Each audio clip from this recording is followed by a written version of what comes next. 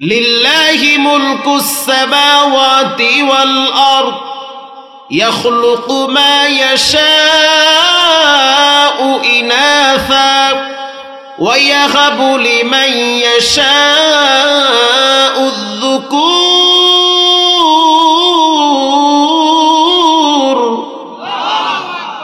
আও ইউযাওয়িজুহুম যুকরানান ওয়া ইনাসা। আল্লাহ বলেন, কাউকে আমি আল্লাহ সন্তান দেই, কাউকে দেই না, কাউকে ছেলে দেই, কাউকে মেয়ে দেই, কাউকে একটাও দেই না। বলেন, ছেলে দেওয়ার মালিক, মেয়ে দেওয়ার মালিক, না দেওয়ার মালিক একজন, তিনি হলেন কে? আল্লাহ নিজে বলেন, খবরদার যার ছেলে মেয়ে হয় না তাকে গালাগালি করিও না, কারণ আমি এমন রব, আমি অনেক সময় নবীকেও ছেলে মেয়ে দেই নাই। ইব্রাহিম আলাইহিস সালাতু ওয়াস সালাম বৃদ্ধ বয়সে আল্লাহর কাছে দোয়া করেন, ও মালিক, আমার তো সন্তান নাই, রব্বি হাবলি মিনাস সালিহিন, আমার একটা সন্তান দান করেন, নেককার সন্তান। কথা আছে না, বেয়াদবির চেয়ে গায়রা হাজিরা থাকা ভালো, দুষ্ট গোয়ালের চেয়ে শূন্য গোয়াল অনেক ভালো। ৫-৬টা ছেলে মেয়ে গাঁজাখোর, মদখোর, হারামখোর, দুষ্ট হওয়ার চেয়ে না হওয়া অনেক ভালো, অনেক ভালো। প্রিয় ভাইয়েরা আমার, আল্লাহ রাব্বুল আলামিন বলেন, কাউকে আমি সন্তান দেই ছেলে, কাউকে দেই মেয়ে। ইন্নাল্লাহা আলা কুল্লি শাইইন কাদির, সর্বময় ক্ষমতার মালিক একজন, তিনি হলেন কে? এটা আল্লাহ বলেন।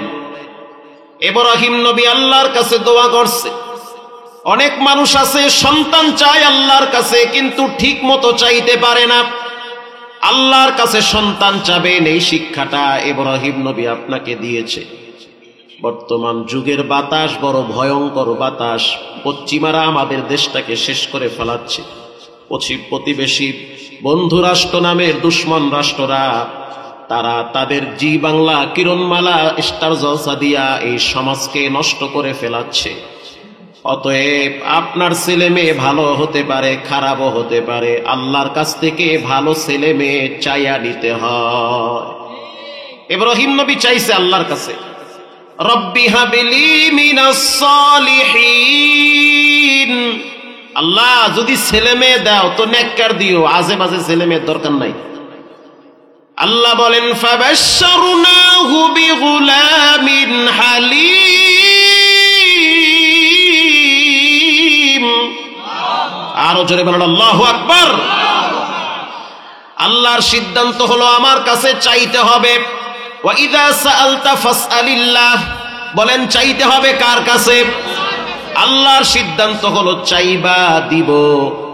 এমন ভাবে চাবা যেন আমি তোমাকে দিয়ে দেই, এমন ভাবে চাবা যেইভাবে নবীরা চেয়েছে। ইব্রাহিম নবী ওই সময় চাইলে বাবা আদম নবীর দরবারে গিয়া কপাল দিয়া সিজদা দিয়া সন্তান চাইতে পারত। আদম নবীর মাজারে গিয়া কপাল ঠেকায়া সন্তান চাইতে পারত, কিন্তু চায় নাই। বলেন, তিনি চেয়েছেন একজনের কাছে, যিনি মহাপরাক্রমশালী স্রষ্টা, তিনি হলেন কে? সন্তান চাইছে আল্লাহর কাছে। আল্লাহ রাব্বুল আলামিন বলেন, আমি এমন একটা সন্তান দিছি, কোন সাধারণ সন্তান না, যেই সন্তানকে আমি নবুয়তিও দান করেছি। ইব্রাহিম নবী যখন আল্লাহর ঘর বানাবার জন্য বাইতুল্লাহে গেলেন, আল্লাহ অর্ডার করলেন, আমার ঘর বাইতুল্লাহে বানাও। ইব্রাহিম নবী অনেক লম্বা ছিল, স্বাস্থ্য অনেক সুন্দর ছিল, পরীক্ষিত একজন পয়গম্বর। তার জীবনে ঝড় তুফান কম আসে নাই। এমনকি ইমানের পরীক্ষা দিতে গিয়া জালেমরা তাকে উলঙ্গ করেছে। পৃথিবীর একজন পয়গম্বরকে জালেমরা উলঙ্গ করেছে, বিবস্ত্র করেছে। আল্লাহর রাসূল বলেন, আউয়ালু ইউকসারু আলাইহিমুল কিয়ামাতি ইব্রাহিম আলাইহিস সালাম, কিয়ামতের ময়দানে সর্বপ্রথম রব্বুল আলামিন ইব্রাহিম নবীকে পোশাক পরায়া প্রথম তাকে ধন্য করবে। কারণ তিনি একজন পরীক্ষিত নবী। আল্লাহ অর্ডার করলেন, বাইতুল্লাহ বানাও। এবার তিনি বাইতুল্লাহ বানাবার জন্য প্রস্তুতি গ্রহণ করলেন। উপরে উঠতে পারে না, কারণ খানায় কাবা তো অনেক উঁচা, অনেক উঁচা। আল্লাহ বললেন, ইব্রাহিম তুমি যেহেতু একা কুলাইতে পারো না, যাও তোমার সন্তানকে তোমার সাথে সহযোগী হিসাবে জোগাইল্লা বানায়া দিছি। তোমার ছেলে তোমার সাথে সহযোগিতা করবে। আর আপনি যদি আপনার পোলারে কোন যাও মসজিদটা ঝাড়ু দিয়াও, পোলায় কি ঝাড়ু দেবে? তবে তুমি গিয়ে দিয়া হোক। ইব্রাহিম আলাইহিস সালাতু ওয়াস সালাম সন্তানকে বলল, আসো সন্তান, আল্লাহর ঘর আমি একা বানাইতে পারি না, তুমি আমার সহযোগী হও। আল্লাহু আকবার। এবার ইসমাইল আলাইহিস সালাতু ওয়াস সালাম তার বাবার সাথে নিজের হাতে বাইতুল্লাহ নির্মাণের জন্য যখন ফুল প্রিপারেশন নিলেন, আল্লাহ তাআলা সন্তান এবং বাবাকে এমন ভাবে কবুল করলেন, যখন ইব্রাহিম নবী দেখলো যে ছেলের সহযোগিতা দিয়েও আমি বাইতুল্লাহ বানাইতে পারি না, এবার রব্বুল আলামিন জান্নাত থেকে একটা পাথর পাঠায়া দিছে, তার নাম হলো মাকামে ইব্রাহিম। বাইতুল্লাহ যদি যান দেখবেন জান্নাতের দুইটা জিনিস দেখা যায়, একটা হলো হজরে আসওয়াদ আর একটা হলো মাকামে ইব্রাহিম। মাকামে ইব্রাহিম ওই পাথরটা ইব্রাহিম নবী দাঁড়াইয়া বাইতুল্লাহ নির্মাণ করেছে, ইব্রাহিম নবীর পায়ের চিহ্ন এখনো সেই পাথরে পড়ে আছে। ওটা হলো জান্নাতি পাথর, লিফটের মতো। আল্লাহ অর্ডার করছে, ইব্রাহিম তুমি যেভাবে বলবা পাথর সেভাবে তোমার কথা শুনবে। এবার বাইতুল্লাহ কমপ্লিট হয়ে গেল। আল্লাহ অর্ডার করলো, ইব্রাহিম ওয়াআযিন ফিন-নাসি বিল-হজ্জ, তুমি আযান দাও, মানুষগুলো আমার ঘরের দিকে আসবে, আয়েশা তাওয়াফ করবে। ইব্রাহিম বলে, আল্লাহ আমার আওয়াজ শুনবে তাকে? জনবিচ্ছিন্ন একটা এলাকা, মানুষ নাই, গাছপালা, তরুলতা, বাঘ ভাল্লুক বাস করে। আল্লাহ বলে, ইব্রাহিম আমি যা জানি তুমি তা জানো না, তোমার কাজ হলো আওয়াজ দেওয়া, আমার দায়িত্ব হলো পৌঁছায়া দেওয়া। চেষ্টা করো, একাই চেষ্টা চালিয়ে যাও। আপনাকে একাই হকের পক্ষে লড়তে হবে। কে থাকবে কে থাকবে না দেখার বিষয় না, কোরআনের রাজ কায়েম করতে আপনাকে একাই ময়দানে থাকতে হবে।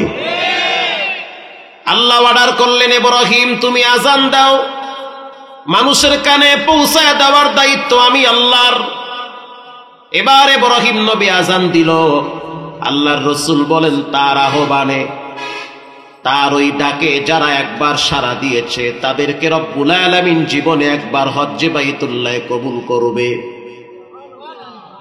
এবার আযান কমপ্লিট হয়ে গেল। এবার রব অর্ডার করলেন, ওয়াতাহহির বাইতিয়া লিত-তাইফিনা ওয়াল-আকিফিনা ওয়ার-রুক্কা'ইস সুজুদ।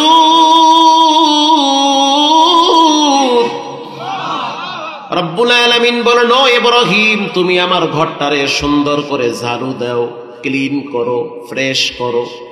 যারা মসজিদ কমিটি আছেন, যারা কমিটির বাইরে আছেন, দাম দেখাইয়েন না, হ্যাডাম দেখাইয়েন না, মাঝে মাঝে মসজিদ গিয়া নিজের হাতে ঝাড়ু দিয়েন। আসতে বলবেন না, জোরে বলেন। আমার তো বাড়িতে নিজের টাকায় একটা মসজিদ বানাইছি, আল্লাহর দয়ায় নিজে গিয়া মাঝে মাঝে ঝাড়ু দিই। কি হয়, সম্মান তো আল্লাহ কমায় না। যে ব্যক্তি রবের ঘর ঝাড়ু দিবে, রব ওই ব্যক্তির কলবকে পরিষ্কার করে দিবে। আল্লাহ পাক ওই ব্যক্তিকে জাহান্নামে পুরাবে না, কারণ সে রবের ঘর পরিষ্কার করে। আল্লাহ অর্ডার করলেন, ইব্রাহিম তুমি আমার ঘর পরিষ্কার করো। এবার ইব্রাহিম নবী আল্লাহর ঘর পরিষ্কার করার পর ইব্রাহিম নবী এবার খানায় কাবা বাইতুল্লাহরে আবেগ ভরে জড়ায় ধইরা চোখের পানি ছেড়ে দোয়া শুরু করলেন। আল্লাহু আকবার। নতুন একটা ভালো কাজ করলে মানুষের আবেগ কাজ করে। আল্লাহর ঘর নিজের হাতে বাপ বেটা মিলে বানাইছে, আবেগ কাজ করতেছে। এবার বাইতুল্লাহরে জড়ায় ধইরা কাঁদতেছে, ও মালিক তুমি আমার দ্বারা তোমার বাইতুল্লাহ নির্মাণ করাইছো, এটা আমার ক্রেডিট না, হাযা মিন ফাদলি রব্বি, এই দয়া অনুগ্রহ কার? এবার বাইতুল্লাহরে জড়ায় ধইরা চোখের পানি ছেড়ে একটা দোয়া করলেন। প্রিয় ভাইরা আমার, সেই দোয়াটাও রব্বুল আলামিন কোরআনে উল্লেখ করে দিয়েছেন। রব্বানা ওয়াবাস ফীহিম রাসূলাম মিনহুম ইয়াতলু আলাইহিম আয়াতিক। ও মালিক আল্লাহ, তোমার ঘর বানাইতে আমার অনেক কষ্ট হয়েছে, রক্ত পানি করে ঘাম ঝরায়া তোমার ঘর বানাইছি। অতএব তোমার কাছে আমি একটা দোয়া করি, তুমি আমার বংশের ভিতরে আমার এই সন্তানের মাধ্যমে দুনিয়াতে একজন রাসূল পাঠাও। আল্লাহু আকবার। দোয়ার স্টাইল কি? রব্বানা ওয়াবআথ ফীহিম রাসূলাম মিনহুম ইয়াতলু আলাইহিম আয়াতিক। আয় আমার রব, তুমি আমার বংশের ভিতরে নেফাকি পাঠাইও না, আমার বংশের ভিতরে খারাপ মানুষ পাঠাইও না, আমার বংশের ভিতরে একজন রাসূল পাঠাও যে তোমার কোরআন তেলাওয়াত করে মানুষকে শোনাবে। আয়াতিক ওয়া ইউআল্লিমুহুমুল কিতাব, মানুষকে জ্ঞান দান করবে, মানুষকে হিকমত শিক্ষা দিবে। ওয়া ইউযাক্কিহিম, মানুষের আত্মাগুলো পবিত্র করবে। আল্লাহ রাব্বুল আলামিন ইব্রাহিম নবীর দোয়াটা এমন ভাবে কবুল করেছে, ইসহাক আলাইহিস সালাতু ওয়াস সালাম তো ইব্রাহিম নবীর সন্তান। বলেন ইব্রাহিম নবীর সন্তান কয়টা? জোরে বলেন। দুইটা। ইব্রাহিম নবীকে আল্লাহ যখন সন্তান দিছে একটা দেয় নাই, হাজেরার ঘরেও একটা, সারার ঘরেও আরেকটা দিছে। দুইজনরে আল্লাহ খুশি রাখছে। মজার বিষয় হলো এই দুইজনকে আল্লাহ নবুয়তিও দান করছে। যাও ছেলে না নবী বানায় দিছে। দোয়ার কি দাম! এই জন্য চিপায় চাপায় বইয়া ফাঁকে ফাঁকে আল্লাহর কাছে দোয়া করেন, মসজিদের কোনায় বসে আল্লাহর কাছে চাইয়েন। ওয়াইদা সামতা ফাসআলিল্লাহ, যারা চায় তাদেরকে আল্লাহ ফিরায় না, চাইতে হয় গোপনে আল্লাহর কাছে। ইব্রাহিম নবীকে যখন আল্লাহ দুইটা সন্তান দিলেন, ইব্রাহিম নবী শুকরিয়া আদায় করলেন রবের দরবারে। আলহামদুলিল্লাহিল্লাযী ওয়াহাবা লি আলাল কিবারি ইসমাঈল ওয়া ইসহাক। ইসমাঈল ওয়া ইসহাক, আল্লাহ আপনার দরবারে শুকরিয়া, আপনি আমার দুইটা সন্তান দিছেন, একটার নামে ইসমাঈল আর একটার নামে ইসহাক। আল্লাহু আকবার বলেন। আপনি সন্তান দিছেন আমার। ইসহাক আলাইহিস সালাতু ওয়াস সালামের মাধ্যমে অসংখ্য নবী দুনিয়াতে আসছে।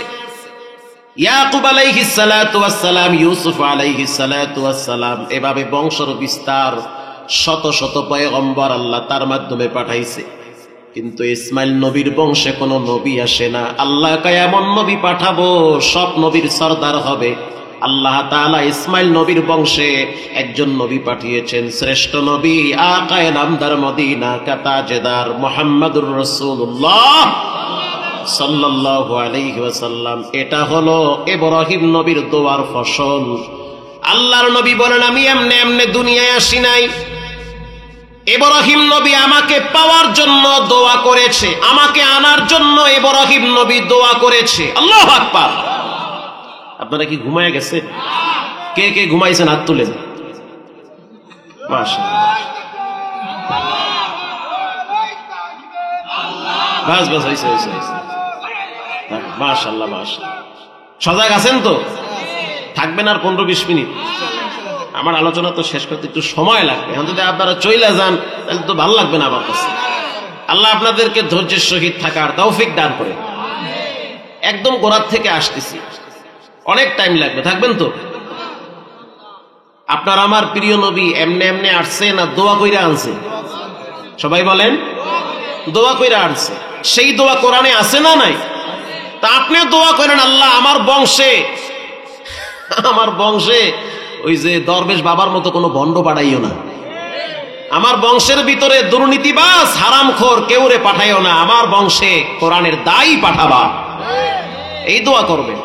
দোয়া করতে হয় আল্লাহর কাছে। সব নবীর আল্লাহর কাছে দোয়া করছে। প্রিয় ভাইরা আমার, এমন একজন নবীর উম্মত আল্লাহ আপনাকে আমাকে বানাইছেন, যেই নবী সমস্ত কুল কায়নাতের জন্য রহমত। আপনি আমি এখনো বেঁচে আছি রাসূলুল্লাহর দোয়ার বরকতে। এত পাপ করি তারপরও তো চেহারাটা সুন্দরভাবে মানুষের সামনে দেখাই আমরা। বিশ্বাস করেন, আগের যুগে মানুষ পাপ করলে চেহারা আল্লাহ নষ্ট করে দিত। রক্তের বন্যা লাগায় দিত, গজব দিয়ে মানুষের জীবনকে বিধ্বস্ত করে দিত, সংকীর্ণ করে দিত। আল্লাহর রাসূল দোয়া করছে, আল্লাহ আমার উম্মতের এমন কোন গজব দিয়েন না যার কারণে তারা বানর হয়ে যাবে, তাদের চেহারা বিকৃত হয়ে যাবে। আমি জানি আমার উম্মত পাপ করবে, তারপরেও তাদেরকে আপনি দুনিয়ায় চেহারা বিকৃত করিয়েন না। আল্লাহু আকবার। মক্কার বেঈমানেরা একদিন আল্লাহ তাআলাকে নিয়ে উপাস্য করে, উপহাস করে, বিভিন্ন রকম গালাগালি করে। ইন দি মিন টাইমে রাসূলুল্লাহ সাল্লাল্লাহু আলাইহি ওয়াসাল্লাম তাদের সামনে দাঁড়িয়েছেন। বুখারী শরীফে আছে, একজন কাফেরের নাম হলো আস ইবনে ওয়াইল। সে বলতে আছে, কই তোমার আল্লাহরে তো আমরা গালি দেই, আল্লাহ তো কিছুই কয় না। রব্বুল আলামিন ওই সময় কোরআনের একটি আয়াত নাজিল করেছেন, ওগো নবী আপনি জানায়া দেন, আমি তাদেরকে ধরতে চাই, শাস্তি দিতে চাই, একমাত্র আপনার সম্মানার্থে তাদেরকে আমি ধরি না। আল্লাহু আকবার বলেন। একমাত্র আপনার কারণে এদেরকে আমি ছেড়ে দিয়েছি। এবার রহমতুল লিল আলামিন তিনি চোখের পানি ছেড়ে কাঁদেন আর বলেন, আমি মারা গেলে আমার উম্মতের কি উপায় হবে? আল্লাহ রাব্বুল আলামিন বলেন, নবী আপনি জানায় দেন, আপনার ইন্তেকালের পরে আপনার উম্মতেরা যদি পাপ করে, খারাপ কাজে লিপ্ত হয়, এরপরে তারা যদি গোপনে একটু ইস্তিগফার করে, তওবা করে, আমি রব তাদের উপর থেকে গজব আর বালা মুসিবত দূরে সরায়া দিব। তাহলে এই উম্মতের প্রতি রাসূলুল্লাহ কি পরিমাণ রহমত আপনি শুনলে তো আশ্চর্য হয়ে যাবেন। আল্লাহর নবী পশু পাখির জন্য রহমত, আল্লাহর নবী আসমান এবং জমিনের জন্য রহমত, আল্লাহর নবী বাচ্চার জন্য রহমত, বৃদ্ধদের জন্য রহমত, মহিলাদের জন্য রহমত, এমনকি বিধর্মী হিন্দুদের জন্য রহমত। আল্লাহর রাসূল বলেন, মাল্লাম ইয়ারহাম সগীরানা ওয়া লাম ইউআক্কির কাবীরানা ফালাইসা মিন্না। কেউ যদি ছোটকে স্নেহ না করে, আদর না করে, ভালোবাসা না দেয়, আর বড়দেরকে যদি সম্মান না করে, সে আমার উম্মত না। আল্লাহু আকবার। তার মানে বাচ্চারা মসজিদে যাবে, ধমক দিতে পারবেন না, গালাগালি করতে পারবেন না। আপনার নামাজ কবুল হইতে পারে, না হইতে পারে, গ্যারান্টি নাই, কিন্তু বাচ্চা অবশ্যই যদি সিজদা দেয়, তার নেকি তার মায়ের আমলনামায় পৌঁছে যায়। হযরত ওমর বলেন, যেই মসজিদে বাচ্চারা আসে না, ওই জাতির জন্য সামনের দিনগুলো অন্ধকার হবে, কারণ বর্তমান বাচ্চারাই হবে আগামী দিনের তারা ভবিষ্যৎ, তারা আগামীর দিনের বাংলাদেশ, ঠিক না বেঠিক? এজন্য বাচ্চারা মসজিদে যাবে, তাদেরকে আদর করবেন, ভালোবাসা দিবেন, ধমক দিবেন না।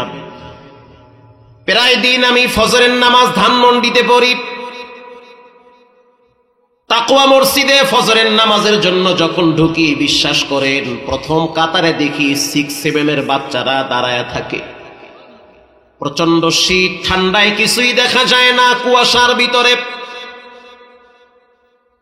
অলি গলি কুয়াশার কারণে একেবারে অন্ধকার হয়ে যায়। তারপরও দেখি ফজরের টাইমে প্রথম কাতারে বাচ্চারা দাঁড়ায় থাকে।